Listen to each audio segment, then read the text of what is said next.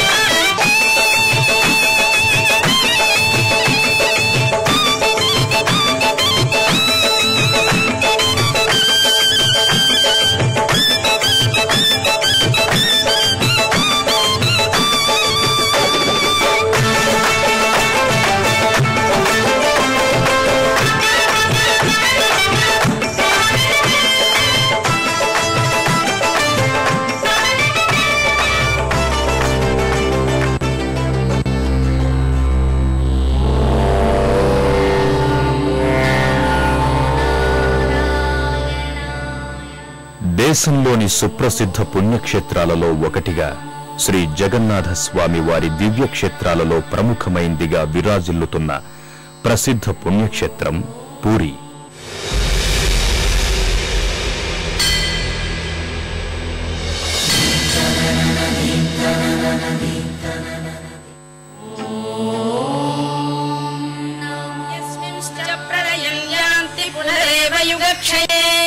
तस्य लोक प्रधानस्य जगन्नाथस्य भूपते विष्णोर्नाम सहस्रं मे शृणु पाप भयापहम् यानि नामानि गौणानि विख्यातानि महात्मनः ऋषिभिः परिगीतानि तानि वक्ष्यामि भूतये ऋषिर्नाम्नां सहस्रस्य वेदव्यासो महामुनिः छन्दोऽनुष्टुप् तथा देवो भगवान् देवकी. సనాతన సంప్రదాయాలకు, ప్రాచీన సంస్కృతులకు నిలయమైన ఈ దివ్యక్షేత్రంలో సాక్షాత్తు జగన్నాథ స్వామివారు కొలువై ఉన్నారు.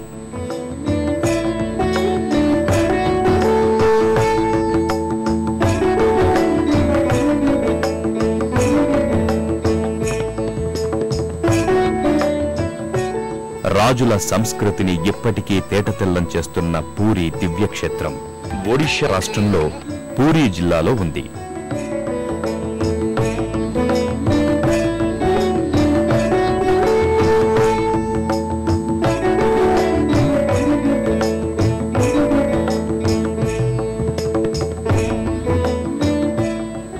సర్వదా శ్రీ జగన్నాథ స్వామి వారి లీలా విశేషాలతో పునీతమవుతున్న పూరి దివ్యక్షేత్రాన్ని చేరుకోవటానికి దేశంలోని అనేక ప్రాంతాల నుంచి బస్సులు, రైళ్లు అందుబాటులో ఉన్నాయి. సముద్ర తీర ప్రాంతంలో ఉన్న ఈ దివ్యాలయం మనోహరమైన దృశ్యాలకు వేదికలా దర్శనమిస్తుంది.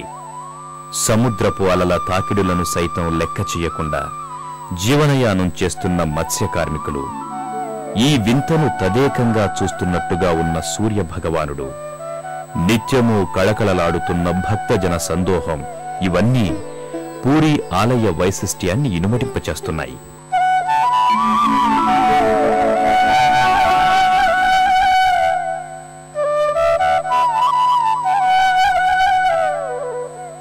పూరిలోని శ్రీ జగన్నాథ స్వామి వారి ఆలయానికి కొన్ని వందల సంవత్సరాల నాటి చరిత్ర ఉంది. ఈ ఆలయం ఎప్పుడు నిర్మితమైందో ఇతమిద్దమైన ఆధారాలేవి లేకపోయినప్పటికీ అనంతబర్మన్ చోడ గంగదేవుడనే రాజు ఈ ఆలయాన్ని 12వ శతాబ్దంలో కట్టించాడని శాసనాల ద్వారా అవగతమవుతోంది. పూరిలోని శ్రీ జగన్నాథ స్వామి వారి ఆలయానికి చేరుకున్న భక్తులు ముందు ఆలయ ప్రాంగణంలో శుచి, శుభ్రతలు పాటిస్తూ స్వామివారికి ప్రీతిపాత్రమైన పూజా ద్రవ్యాలను సేకరించుకుని ప్రధానాలయ ప్రాంగణంలోకి చేరుకుంటారు.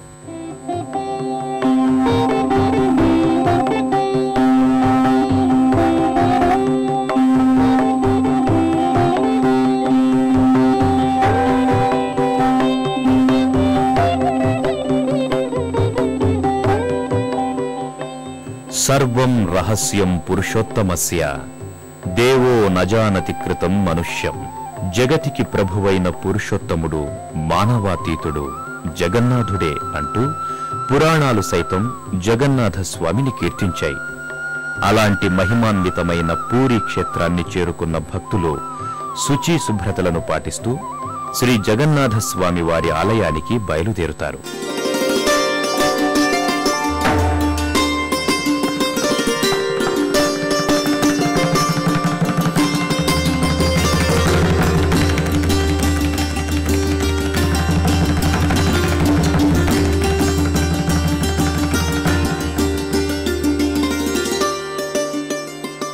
అత్యంత పురాతనమైందిగా ప్రాచీన సంస్కృతి సంప్రదాయాలకు నెలవుగా ఉన్న పూరీ శ్రీ జగన్నాథ స్వామి వారి ఆలయాన్ని 12వ శతాబ్దంలో అనంతబర్మన్ చోడగంగ దేవుడనే రాజు కట్టించాడని శాసనాల ద్వారా అవగతమవుతోంది. అలాగే మాళవరాజగు ఇంద్రద్యుమ్న రాజు శ్రీ జగన్నాథ స్వామికి ఒక ఆలయాన్ని కట్టించాడని, అదే శ్రీ జగన్నాథుని మొదటి మందిరం అని చెప్పబడుతోంది.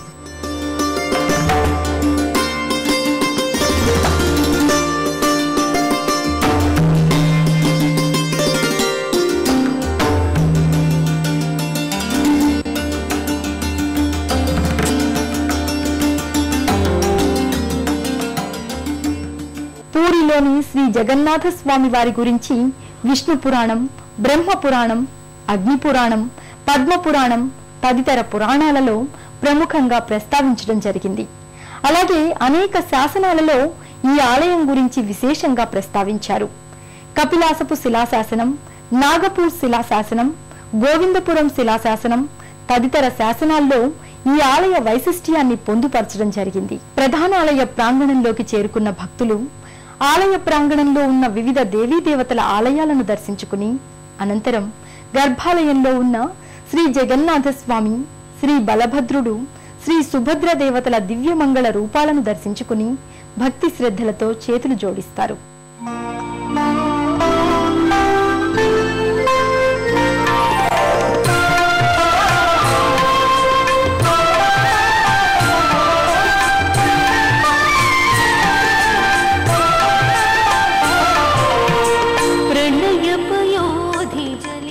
దేశంలోనే ప్రసిద్ధమైన జగన్నాథ స్వామి క్షేత్రంగా విరాజిల్లుతున్న ఈ దివ్యక్షేత్రాన్ని చేరుకున్న భక్తులు ముందుగా ఆలయ ప్రాంగణంలో ఉన్న దుకాణాలలో స్వామివారికి ప్రీతిపాత్రమైన పూజా ద్రవ్యాలను కొనుగోలు చేసుకుంటారు. అనంతరం ఆలయ సింహద్వారానికి చేరుకుంటారు. సింహద్వారానికి చేరుకున్న భక్తులకు ముందుగా ధ్వజస్తంభం దర్శనమిస్తుంది. ఇక్కడ ధ్వజస్తంభాన్ని దర్శించుకుంటే స్వామిని నేరుగా చూసినంత పుణ్యం లభిస్తుందని చెబుతారు.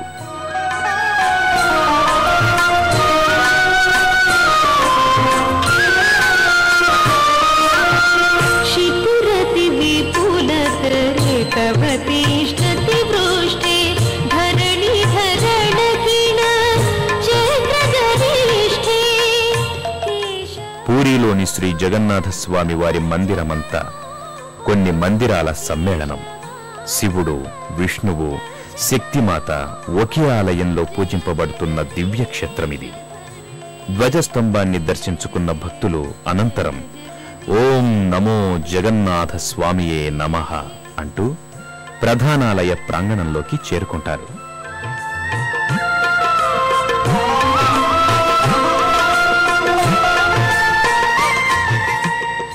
ప్రధానాలయ ప్రాంగణంలో 22 మెట్లు దర్శనమిస్తాయి. వీటిని బహిసి సహోచా అని పిలుస్తారు.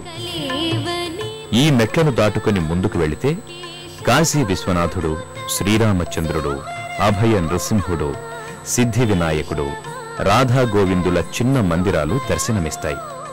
ప్రాచీన కాలపు కళా సంస్కృతులను దేవాలయ ప్రాకారాల మీద ప్రతిబింబించే ఈ ఆలయం అతి సుందరమైన ఆలయంగా విరాజిల్లుతోంది.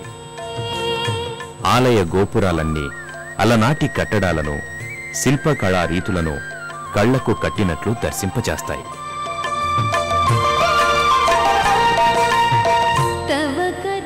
గర్భాలయంలో కొలువై ఉన్న బలభద్ర, సుభద్ర, జగన్నాథ స్వామి సుదర్శన చక్రాలను దర్శించుకుని అలౌకికమైన ఆనందానికి గురవుతారు. సహస్రశీర్షరంజితం సహస్రహస్తరాజితం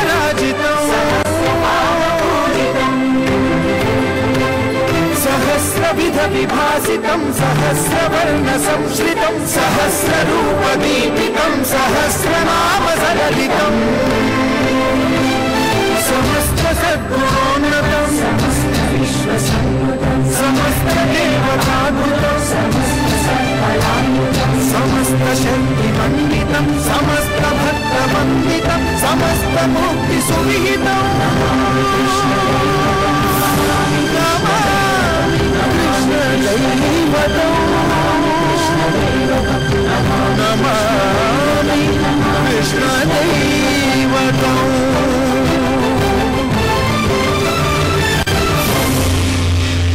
శ్రీ జగన్నాథ స్వామి వారు ఇక్కడ కొలువై ఉండడానికి ప్రాచీన గాథ ఒకటి ప్రచారంలో ఉంది. శబరుల రాజైన విశ్వవాసువు నీలమాధవుని భక్తుడు. విశ్వవాసువు రోజు అడవికి వెళ్లి స్వామిని పూజిస్తూ ఉండేవాడట. అది విన్న ఇంద్రద్యుమ్నుడనే రాజు విద్యాపతి అనే బ్రాహ్మణ పురోహితుణ్ణి విశ్వవాసువు అడవిలో పూజిస్తున్న దేవుని గురించి రహస్యంగా వివరాలు తెలుసుకోమని పంపాడట. విద్యాపతి ఎంత ప్రయత్నించినా నీలమాధవుడి జాడను కనుగొనలేకపోయాడట. కాని చివరకు విద్యాపతి శబరి రాజైన విశ్వవాసువు కుమార్తె లలితను పరిణయమాడి తన భార్య ద్వారా తన మామను నీలమాధవుడి గురించి అడిగించాడట. చివరకు విశ్వవాసువు తన అల్లుడి కళ్లకు గంతలు కట్టి నీలమాధవుడు ఉండే ప్రదేశానికి తీసుకుపోయాడట. అయితే విద్యాపతి అంతకు ముందు వేసుకున్న పథకం ప్రకారం తన మామగారి వెంట వెళ్లేటప్పుడు దారి పొడుగునా ఆవగింజలు చల్లుతూ వెళ్లాడట.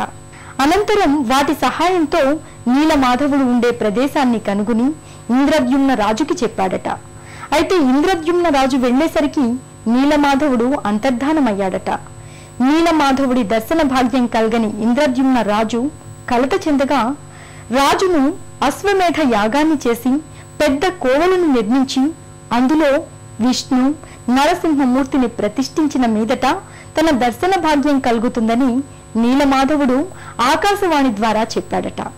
తర్వాత ఇంద్రద్యుమ్న రాజుకు స్వప్నంలో సముద్ర తీరమందు లభించే సుగంధ వృక్షాల మానుతో దేవతా విగ్రహాలు తయారు చేయమని శ్రీ జగన్నాథ స్వామి ఆదేశించాడట. ఆ కారణంగా ఇంద్రద్యుమ్న రాజు శ్రీ జగన్నాథ, శ్రీ బలభద్ర, శ్రీ సుభద్ర, శ్రీ సుదర్శన మూర్తులను తయారు చేసి ప్రతిష్ఠించాడట. గర్భాలయంలో శ్రీ జగన్నాథ స్వామి వార్లను దర్శించుకున్న భక్తులు అనంతరం ఇక్కడకు సమీపంలోని అళర్నాథ్ ఆలయానికి బయలుదేరుతారు. శ్రీ జగన్నాథ స్వామి వారి ప్రతిరూపంగా అళర్నాథ్ స్వామిని భక్తులు పూజిస్తారు.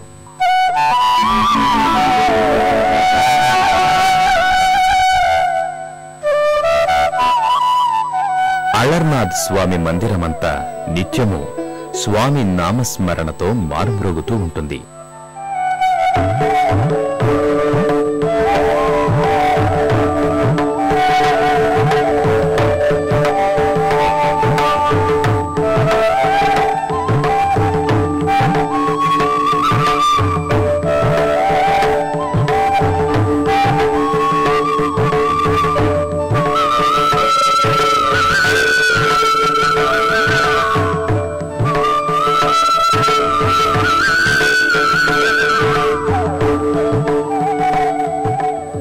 గర్భాలయంలో కొలువై ఉన్న అళర్నాథ్ స్వామి వారిని దర్శించుకుని అలౌకికమైన ఆనందానికి గురవుతారు.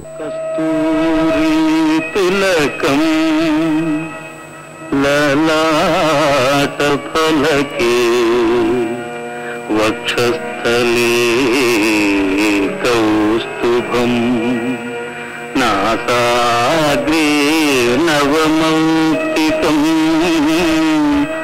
करतले वेणुं करे कंकणं सर्वांगे हरिचन्दनं च कलयं कंठे च मुक्तावली गोपस्त्री परिवेष्टितो विजयते गोपाल चूडामणि జయతే గోపాల చూడామణి.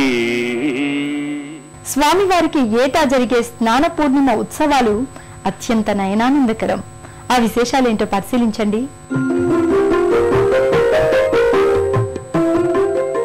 పూరిలో ఏటా స్వామివార్లకు జరిగే స్నాన పూర్ణిమ ఉత్సవాలు అత్యంత ఘనంగా నిర్వహిస్తారు.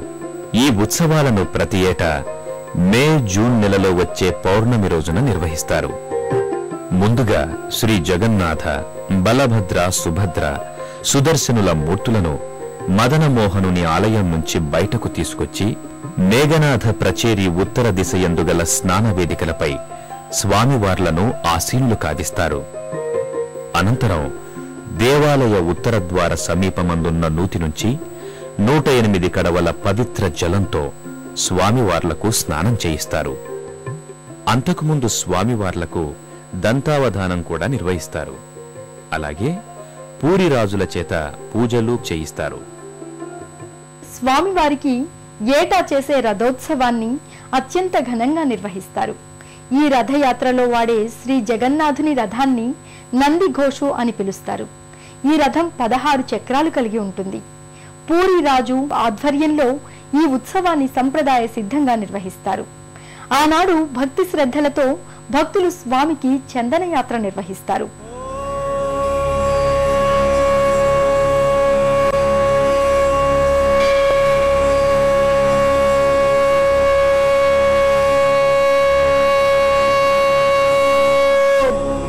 నమో నారాయణాయ. స్వామివారికి ఏటా చేసే రథయాత్ర ఉత్సవాలను అత్యంత ఘనంగా నిర్వహిస్తారు. దేశంలోనే అత్యంత పెద్ద రథయాత్రగా పేర్గాంచిన ఈ ఉత్సవాలను ఏటా ఆషాఢ మాసంలో వచ్చే శుక్లపక్షం 2వ రోజున నిర్వహిస్తారు. ఈ ఉత్సవాలను శ్రీ జగన్నాథ ఘోషయాత్రగా పిలుస్తారు. రథయాత్ర రోజున పవిత్ర దేవతామూర్తులను దేవాలయం నుండి బయటకు తీసుకువచ్చి ఆయా మూర్తులకు కేటాయించిన రథాలపై ఆసీనులు కావిస్తారు. భక్తి గీతాలు, భజనలు పాడుతూ శ్రీ సుదర్శనుని, తరువాత బలభద్రుని, సుభద్రాదేవిని, శ్రీ జగన్నాథ స్వాముల పవిత్ర మూర్తులను ఒక్కొక్కరిగా పహుండి అనే విధానం ద్వారా ముందుకి వెనకకి కదుపుతూ ఊరేగేటట్లు చేస్తూ రథాలపైకి ఎక్కిస్తారు. అనంతరం అత్యంత భక్తి శ్రద్ధలతో రథయాత్ర నిర్వహిస్తారు.